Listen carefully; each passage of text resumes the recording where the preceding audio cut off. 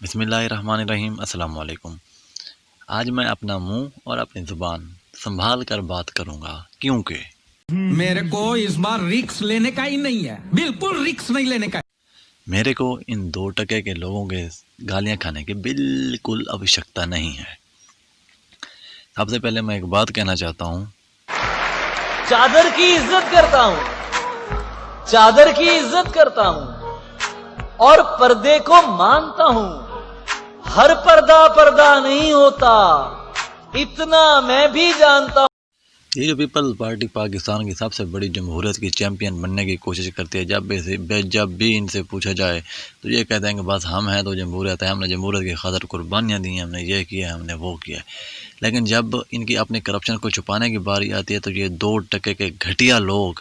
عورتوں کو آگے کر دیتے ہیں۔ جب ان کے باپ کی کرپشن اور ان کی رام کتھا سامنے آتی ہے تو یہ گندی عورتوں کو سامنے کر دیتے ہیں۔ یہ ہے ان کی اوقات، یہ ہے ان کی حقیقت، اور یہ ہے جمہوریت کے چیمپئنوں کی کہانی۔ شرم آنی چاہیے۔ پہلے ذرا یہ ایک سنیے گا کہ ان کے جو باپ ہیں وہ کیا کہتے ہیں۔ پہلا مشورہ آصف علی زرداری نے بے نظیر کو قتل کرنے کے لیے مجھ سے کیا، اور اس نے کہا کہ شہزادہ صاحب آپ اگر میرا ساتھ دیں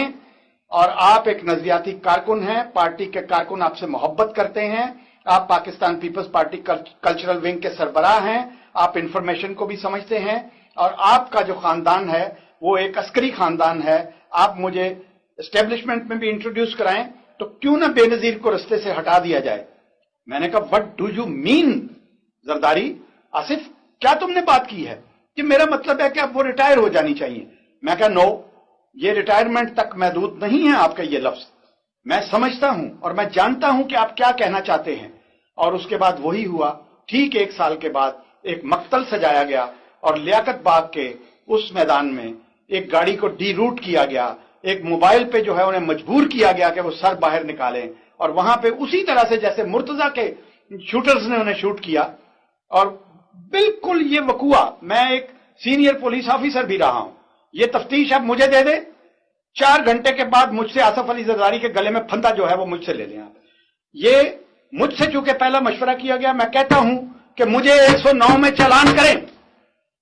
مجھے مشورے میں چالان کریں۔ جس چالان میں آپ نے بھٹو صاحب کو پھانسی دی، میں پھانسی لینے کے لیے تیار ہوں، میں وعدہ معافی نہیں لوں گا آپ سے۔ میں 109 میں پہلا مشورہ آصف علی زرداری نے مجھ سے کیا کہ محترمہ بے نظیر بھٹو کو راستے سے ہٹاتے ہیں،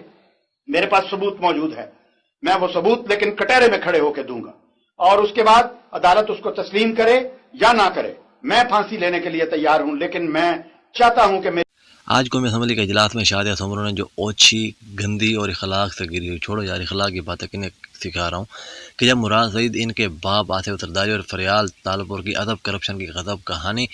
اور ان کا سندھ کی عوام اور سندھ کے لوگوں سے، خاص کر کراچی کے لوگوں سے سوتیلے بیٹوں جیسا سلوک منظر عام پر لایا تو ان کو یہ بات ایک آنکھ نہ بھائی، اور جو مائک ہے مائک اتار کر مراد سعید کو دے مارا۔ اب میں یہ کہنا چاہتا ہوں کہ اگر وہی مائک مراد سعید اس کو ریورس مارتا تو یہ 2% کے ہمارے لبرل، 2% کی ہمارے یہ موم بتی مافیا، اور 2% کی وہ گھٹیا عورتیں میرا جسم میری مرضی والی، انہوں نے کتوں کی طرح بھونکنا شروع کر دینا تھا اور یہ کہنا شروع کر دینا تھا کہ عورت پر ہاتھ ڈالنے والے کی انگلیاں نہیں کاٹتے ہیں اس کا گلا۔ بس ایک بات میرے بھیجے میں نہیں گھس رہی کہ ریزرو سیٹوں پر اس طرح کی 2% کی لڑکی کو لایا تو اس لیے جاتا ہے بھی چلو یہ بیچاریاں ہیں، ان کو اسمبلی میں لے آتے ہیں ریزرو سیٹوں پر، یہ کہاں اتنی گرمی میں کمپین کریں گے، کہاں لوگوں کی گالیاں کھائیں گے، کہاں لوگوں میں ذلیل ہوں گی، اس لیے جو جن کی اکثریت زیادہ وہ ہیں ریزرو سیٹیں ان کو زیادہ مل جاتی ہیں، وہ عورتوں کو اسمبلی میں لے آتے ہیں۔ لیکن بجائے اس بات کا فائدہ اٹھانے کے، بجائے اپنی نمائندگی کو ظاہر کرنے کے، یہ لوگ انہی باپوں کی کرپشن کی کہانیاں بچانے کے لیے آ جاتے ہیں۔ کرپشن کی جب کہانی سناتے ہیں تو یہ کہتے ہیں بکواس اور ایسی اوچھی حرکتیں کرتے ہیں کہ عورت ذات پر بھی شرم آنے لگ جاتی ہے، بھئی کس طرح کی گندی عورتیں بھی اس دنیا میں پائی جاتی ہیں۔ میرا مطلب یہ ہے کہ اس طرح بیٹھے ہوتے ہیں نا قومی اسمبلی میں، جس طرح ایک جو ہے ویٹر آپ کی خدمت کرتا ہے کہ چلو کہ 2-4 روپے ٹپ مل جائے گی، اور آگے سے کوئی نواز شریف ٹائپ بیٹھا ہوتا ہے، جب کھانا کھا کے چلا جاتا ہے تو ٹپ مانگتا کہتا ہے کوئی نہیں ٹپ سے بجو، تو اس ٹائم جو اس کا منہ دیکھنے والا ہوتا ہے نا، جو اس کے منہ کے ایکسپریشن ہوتے ہیں، وہی ان کے ایکسپریشن ہوتے ہیں، وہی ان کے منہ کی حالت ہوتی ہے جب کوئی بات کی جاتی ہے۔ اور ان سے سن لو بکواس کرنی تو یہ اپنی ہوشیات حرکتوں کی وجہ سے مشہور ہوتی ہیں۔ انہیں پرویز بٹ کیا ہے، صرف اپنی چپلوں کی وجہ سے مشہور ہے۔ شادیہ سومرو سمجھ نہیں آ رہی بھی ان لوگوں کو کہ کوئی ان کے اندر ان کے جو گھر والے ہیں ان کو اپنی عزت کی پرواہ نہیں ہے۔ ان کے گھر والوں کو جو ہے یقین کریں، ہاں میں کوئی اس طرح کی بات ہو جائے چمڑی ادھیڑ کے رکھ دیتے ہیں گھر والے، پتہ نہیں کہ گھر والے بھی نہیں کی طرح بے شرم ہیں، آوے کا آواز بگڑا ہوا ہے۔ ان لوگوں کو نہ اپنی عزت کی کوئی پرواہ ہے اور نہ ان کو دوسروں کی عزت کی کوئی پرواہ ہے۔ عورت کے معاملے میں تو گھر والے کافی سینسیٹیو ہوتے ہیں،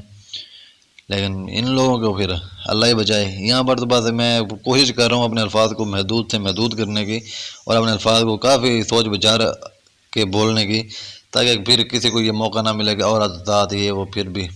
لیکن اتنا میں کہوں گا کہ یہ اس طرح کی گھٹیا عورتیں اور اس طرح کی 2 ٹکے کی عورتیں کسی بھی رحم کی اور کسی بھی رعایت کی مستحق ہونی نہیں چاہیے، کیونکہ جب جیسے کہتے ہیں نا ہمارا جسم ہماری مرضی، ایکول رائٹس، مردوں کے برابر حقوق، تو پھر گالیاں بھی ان کو اسی طرح پڑھنی چاہیے جس طرح مردوں کو پڑھتی ہیں۔ خیر، امید ہے کہ آج کی ویڈیو آپ سب کو پسند آئی ہوگی۔ اللہ حافظ۔